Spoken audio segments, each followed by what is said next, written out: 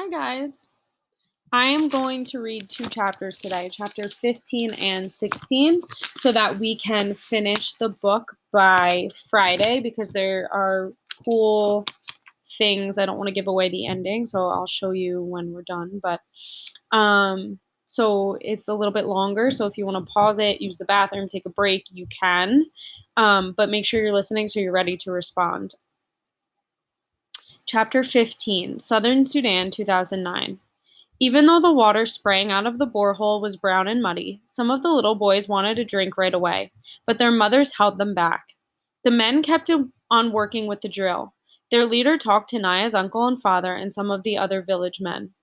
Later, Depp explained things to her. Don't worry, he said. The water is muddy because it is still mixed with the old water that they were using from the pond.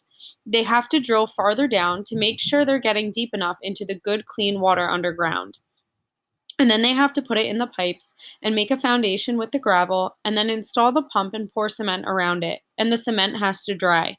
It would be several more days before they could drink the water, Depp said. Naya sighed and picked up the plastic can. Yet another walk to the pond.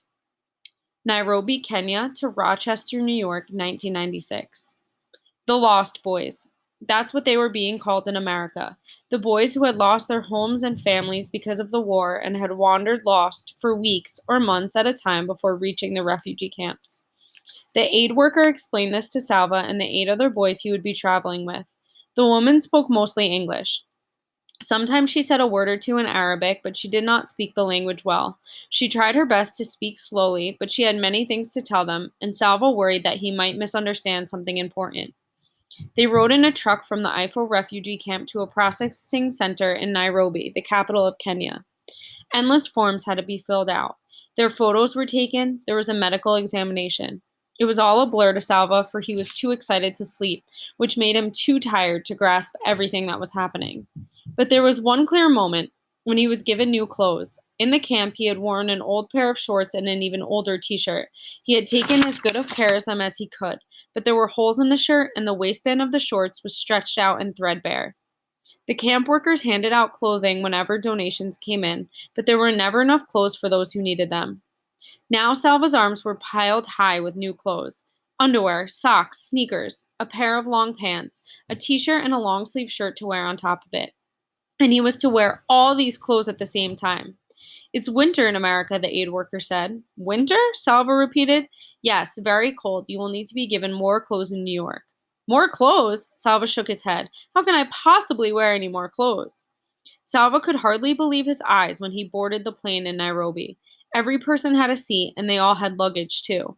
With all those people, hundreds of heavy padded chairs, and all those bags, how would the plane ever get off the ground? Somehow it did, not like a bird lifting off lightly with a quick flapping of wings, but with shrieks and roars from the engines as the plane lumbered down the long runway, as if it were to try as hard as it could to get into the air. Once the plane was safely aloft, Salva stared at the scene outside the small window. The world was so big, yet everything in it was so small. Huge forests and deserts became mere patches of green and brown. Cars crawled along the roads like ants in a line. And there were people down there, thousands of them, but he could not see a single one. Would you like a drink? Salva looked up at the woman in her neat uniform and shook his head to show that he did not understand. She smiled. Coca-Cola? Orange juice? Coca-Cola. Long ago, Salva's father had once brought a few bottles of Coca-Cola back from his trip to the market. Salva's first taste had been startling, all those bubbles jumping around in his mouth. What a rare treat it had been. Coca-Cola, thank you, Salva said, and with each sip he remembered his family passing the bottles from hand to hand, laughing at the tickly bubbles, sharing and laughing together. The journey to Salva's new home required not one, not two, but 3 planes. The first plane flew from Nairobi to Frankfurt in a country called Germany. It landed with an alarming thump, then braked so hard that Salva was thrown forward in his seat. The strap across his stomach caught him hard. He took a second plane from Frankfurt to New York City. It, too, landed abruptly, but this time Salva was ready, and he held tightly to the armrests. In New York City, the aid worker led the boys to different gates. Some would be making the final leg of their trip alone, while others were in groups of 2 or 3. Salva was the only one going to Rochester. The aid worker said that his new family would be waiting for him there. On the plane to Rochester, most of the passengers were men traveling on their own, but there were some women too, and a few families, mothers and fathers and children. Most of the people were white, beginning at the airport in Frankfurt. Salva had seen more white people in the last few hours than he had seen in his entire lifetime. He tried not to stare, but he couldn't keep help studying the families closely. Thoughts kept looping in his mind. What if my new family isn't here? What if they have changed their minds? What if they meet me and they don't like me? Salva took a deep breath. One step at a time, he reminded himself. Just this flight to get through for now. The plane landed at last, its wheels screeching, while Salva gripped the armrest and braced himself for what was to come. There they were, smiling and waving in the airport lobby, his new family. Chris, the father, Louise, the mother, and 4 children. Salva would have siblings, just as he had before. He felt his shoulders relax a little on seeing their eager smiles. Salva said hello and thank you many times, for in his fatigue and confusion, these were the only words he felt sure about. He could not understand what anyone was saying, especially Louise, who spoke so quickly that at first he was not sure she was even speaking English. And yes, they did have more clothes for him: a big puffy jacket, a hat, a scarf, gloves. He put on the jacket and zipped it up. The sleeves were so bulky that he felt as if he couldn't move his arms properly. He wondered if he looked very foolish now, with his body and arms so fat and his legs so thin. But none of the family laughed at him, and he soon noticed that they were all wearing the same kind of jacket. The glass doors of the airport terminal slid open. The frigid air hit Salva's face like a slap. Never had he felt such cold before. In the part of Africa where he had lived all his life, the temperature rarely dropped below 70 degrees. When he inhaled, he thought his lungs would surely freeze solid and stop working. But all around him, people were still walking and talking and moving about. Apparently, it was possible to survive in such cold temperatures, and he now understood the need for awkward padded jackets. Salva stood still inside the terminal doors for a few moments. Leaving the airport felt like leaving his old life forever. Sudan, his village, his family. Tears came to his eyes, perhaps from the cold. Salva stood still inside the terminal doors for a few moments. Leaving the airport felt like leaving his old life forever. Sudan, his village, his family. Tears came to his eyes, perhaps from the cold air blowing in through the open doors. His new family was already outside. They turned and looked back at him. Salva blinked away in the tears and took his first step into a new life in America. Sorry if I repeated myself. It paused and I forgot where I left off. Chapter 16, Southern Sudan, 2009. After the excitement of seeing that first spray of water, the villagers went back to work. Several men gathered in front of Naya's house. They had tools with them, hoes and spades and scythes. Her father went out to meet them. The men walked together to a spot beyond the second big tree and began clearing the land. Naya watched them for a few moments. Her father saw her and waved. She put the plastic can down and ran over to him. Papa, what are you doing? Clearing the land here, getting ready to build. To build what? Naya's father smiled. Can't you guess? Rochester, New York, 1996 to 2003. Salva had been in Rochester for nearly a month and still had not seen a single dirt road. Unlike southern Sudan, it seemed that here in America every road was paved. At times, the cars whizzed by so fast, he was amazed that anyone on foot could cross safely. His new father, Chris, told him that dirt roads did exist out in the countryside, but there were none in Salva's new neighborhood. All the buildings had electricity. There were white people everywhere. Snow fell from the sky for hours at a time and then stayed on the ground for days. Sometimes it would start to melt during the day, but before it all disappeared, more snow would fall. Salva's new mother, Louise, told him it would probably be till April, 3 months before the snow went away completely. The first several weeks of Salva's new life were so bewildering that he was grateful for his studies.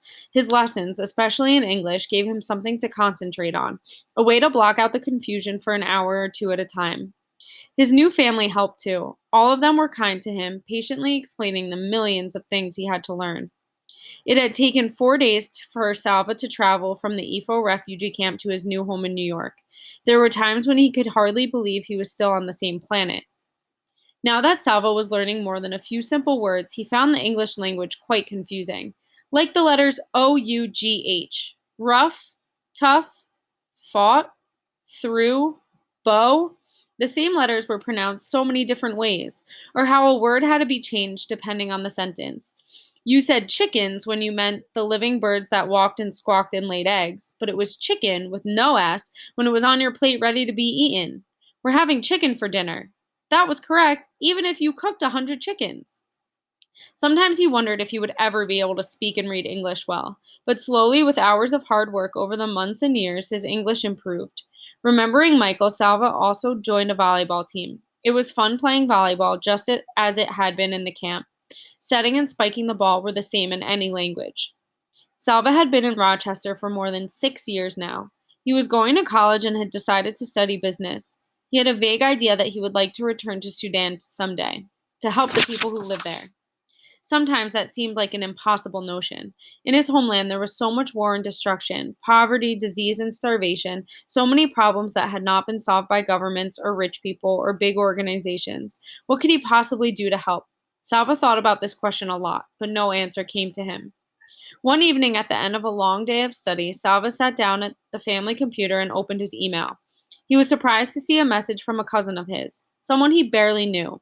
The cousin was working for a relief agency in Zimbabwe. Salva clicked to open the message. His eyes read the words, but at first his brain could not comprehend them. United Nations Clinic, your father, stomach surgery. Salva read the words again and again. Then he jumped to his feet and ran through the house to find Chris and Louise. My father, he shouted. They found my father. After several exchanges of emails, Salva learned that the cousin had not actually seen or spoken to his father. The clinic where his father was recovering was in a remote part of southern Sudan. There was no telephone or mail service, no way of communicating with the clinic staff. The staff kept lists of all the patients they treated. These lists were submitted to the United Nations aid agencies. Salva's cousin worked for one of the agencies, and he had seen the name of Salva's father on the list. Salva immediately began planning to travel to Sudan, but with the war still raging, it was very difficult to make the arrangements. He had to get permits, fill out dozens of forms, and organize plane flights and car transport in a region where there were no airports or roads. Salva and Chris and Louise as well spent hours on the phone to various agencies and offices. It took not days or weeks, but months before all plans were in place. And there was no way to get a message to the hospital.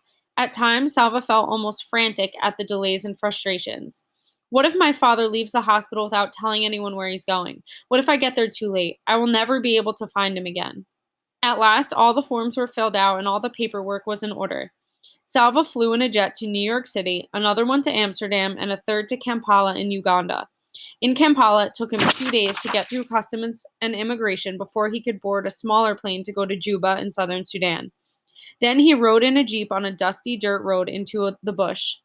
How familiar everything was, and yet how different the unpaved roads, the scrubby bushes and trees, the huts roofed with sticks bound together. Everything was just as Salva remembered it, as if he had only left yesterday. At the same time, the memories of his life in Sudan were very distant. How could memories feel so close and so far away at the same time? After many hours of jolting and bumping along the roads in the Jeep, after nearly a week of exhausting travel, Salva entered the shanty that served as a recovery room at the makeshift hospital. A white woman stood to greet him. Hello, he said. I am looking for a patient named Mawian Dut Arik. That's the end of chapter 16. Go respond.